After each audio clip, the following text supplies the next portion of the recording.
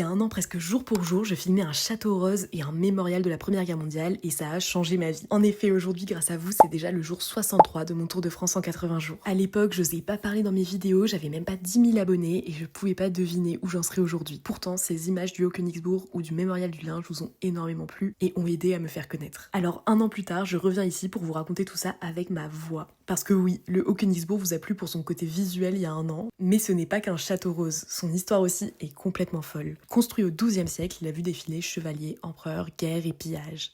Abandonné pendant des siècles, il a été entièrement restauré par Guillaume II au début du XXe siècle pour en faire une vitrine de la puissance allemande. Aujourd'hui, quand on se balade dans ses remparts, c'est une vraie plongée dans le Moyen-Âge, avec en bonus une vue imprenable sur toute la plaine d'Alsace. Et juste à côté, on trouve le mémorial du linge qui rappelle une toute autre histoire, celle de l'une des batailles les plus meurtrières de 1915. Tranchées, barbelés, abris, tout est encore là. On marche dans un décor paisible mais chargé de mémoire où près de 17 000 soldats ont perdu la vie. Ces deux lieux si différents racontent ensemble à quel point l'Alsace a toujours été au cœur de l'histoire. Mais surtout, le fait que ces deux lieux vous aient autant plu il y a un an m'a prouvé quelque chose d'énorme. Que les monuments et l'histoire avaient toute leur place sur les réseaux sociaux.